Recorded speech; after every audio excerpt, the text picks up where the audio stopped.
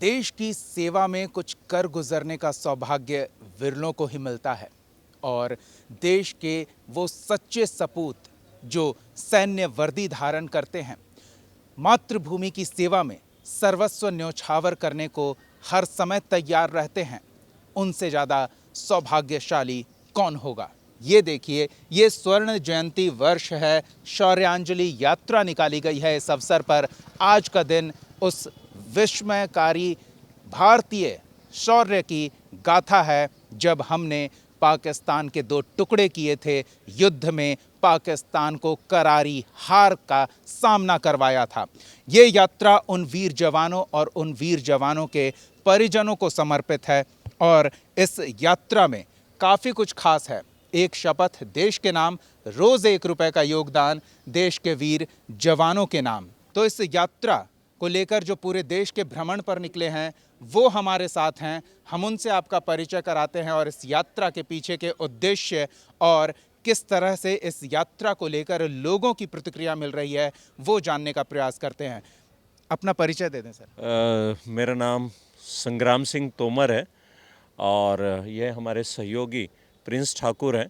हम लोगों ने ये शौर्य यात्रा 30 अगस्त को सन 2021 में शुरुआत की थी और आज 16 दिसंबर है, आज विजय दिवस है, आज इसका समापन होने जा रहा है। और ये शौर्य यात्रा को हमने राणा की भूमि से लेकर छत्रपति शिवाजी महाराज की भूमि, गुरु गोविंद सिंह जी के गुरुद्वारों में ही ये यात्रा ज़्यादातर गुजरी है और पूरे देश में हमने 37,000 किलोमीटर की शौर्य यात्रा की है। क्या उद्देश्य लेकर निकली है ये यात्रा? ये शौर्य यात्रा का सबसे बड़ा उद्देश्य है कि आने वाले युवा पीढ़ी को पता चलना चाहिए कि हमारे वीर जवानों ने किन परिस्थितियों में अपना बलिदान दिया देश के लिए और देश को मतलब स्थापित किया लोगों के सामने कि भारत कमज़ोर नहीं है। अमेरिका का सहयोग था पाकिस्तान को, उसके बावजूद हमारी तीनों सेनाओं ने इतना बढ़िया कॉम्बिनेशन किया कि 13 दिन में पाकिस्तान को हरा के नए बांग्लादेश का निर्माण कराया, 93,000 सैनिकों का निर्माण सरेंडर कराया।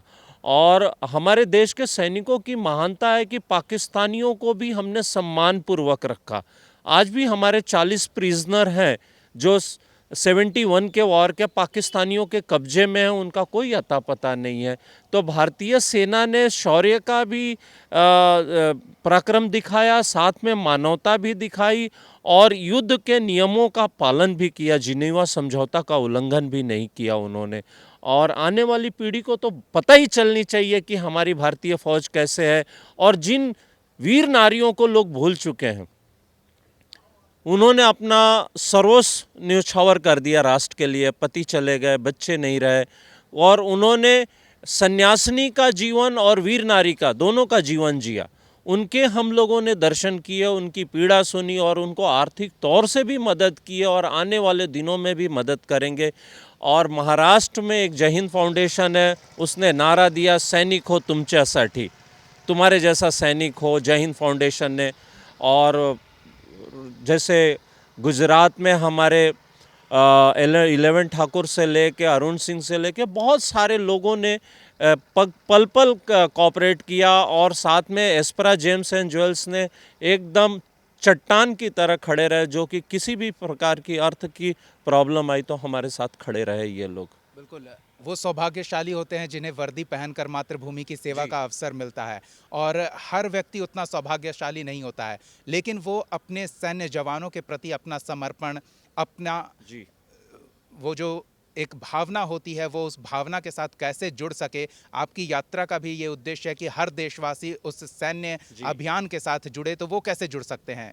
वो जुड़ने के लिए सबको 1 घंटा, हफ्ते का 1 घंटा देश के सैनिकों के बारे में सोचना होगा। और मुझसे जुड़ने के लिए तो YouTube पे भी जा सकते हैं, आपके चैनल के माध्यम से भी अपील करता हूं कि मुझसे जुड़ने से ज़्यादा अपने गांव, मोहल्ले और शहर में इस अभियान को चलाएं कि कोई भी सैनिक परिवार दुखी है तो उसके दुख में शामिल हो, उसके जो बच्चों के जन्मदिन है उसमें शामिल हो और सीमा पे अगर सैनिक जा रहा है तो उसको विदा करने जाए। जैसे हमारे परम आदरणीय यशस्वी प्रधानमंत्री मोदी जी का नारा है कि सैनिक आए तो उनके सम्मान में खड़े हो जाएं, तालियां बजाएं, उनका हौसला बढ़ाएं। इससे भी हम राष्ट्र की सेवा कर सकते हैं और सभी को करना चाहिए। मैं तो जीवन में ये मेरे 10वां वर्ष है। हर वर्ष तो मैं 1 महीना यात्रा निकालता था, शौर्य यात्रा। इस बार 3.5 महीने की है और मुझे बड़ा गर्व है अपने आप पे ऊपर कि मैंने 3.5 महीना सैनिकों की वीर गाथा गांव-गांव जाके गाई और हमारे साथ परम सहयोगी प्रिंस ठाकुर हमेशा साथ दिया और पूरे देश के लोग हमारे साथ खड़े रहे। आपके न्यूज़ चैनल के माध्यम से मैं बताना चाहता हूँ कि ये शिवाजी की धरती है, राणा की धरती है, गुरु गोविंद सिंह की धरती है और जब भी इस देश पे आक्रमण आताताई करेंगे तो सभी को गुरु गोविंद सिंह, छत्रपति शिवाजी महाराज और राणा बन के इस धरती को बचाना होगा।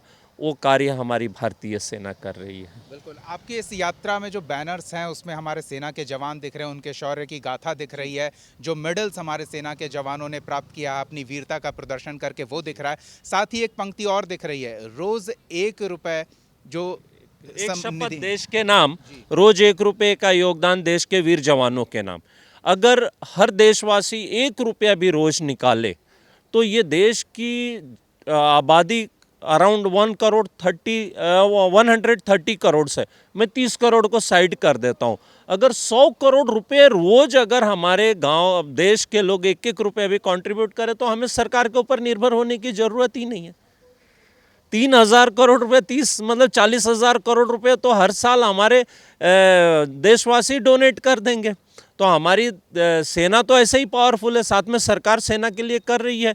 तो देश के मन में, आम जनता के मन में एक संदेश जाना चाहिए कि भाई हम ऐसे ही 10 रुपये कहीं छोड़ देते हैं, कहीं एटीएम वाले 20 रुपये काट लेते हैं, कहीं कुछ कर देते हैं। इसके साथ साथ एक और हम लोगों ने सर्वे किया, व्यापारी बंधुओं ने कहा कि अगर कोई भी जवान वीर गति को प्राप्त होता आतंकवाद से लड़ते हुए तो हमारे अकाउंट से डायरेक्ट 1 रुपया कट जाए, ऐसा एक फॉर्म में नॉर्म्स बैंक डाले तो हम लोग देने के लिए तैयार हैं। हमारे अकाउंट से 1 रुपया इमीडिएट कट जाए, हमें कोई ऑब्जेक्शन नहीं होगा। ये व्यापारियों का सर्वे हमने करके आया जो कि 50 करोड़ इस देश में करंट अकाउंट है, चालू खाता है। तो 50 करोड़ में मैं कहता हूं कि 50 करोड़ नहीं, 10 करोड़ भी 1-1 रुपये भी कट गए तो सेना को देने के लिए सरकार के ऊपर निर्भर होने की आवश्यकता ही नहीं है। बिल्कुल, उनके परिवार को काफ़ी मदद मिलेगी। चला जाएगा वो पैसे आर्मी वेलफेयर फंड के थ्रू या सीआरपीएफ के थ्रू, बीएसएफ के थ्रू, उनके वो जो 10 करोड़ 5 करोड़ जो भी कटे वो इमीडिएट डिस्ट्रीब्यूट हो जाना चाहिए। काफ़ी अच्छा विचार है। हम आपसे जानना चाहेंगे कैसा रिएक्शन लोगों का मिल रहा है, लोग कितना जुड़ रहे हैं यात्रा से?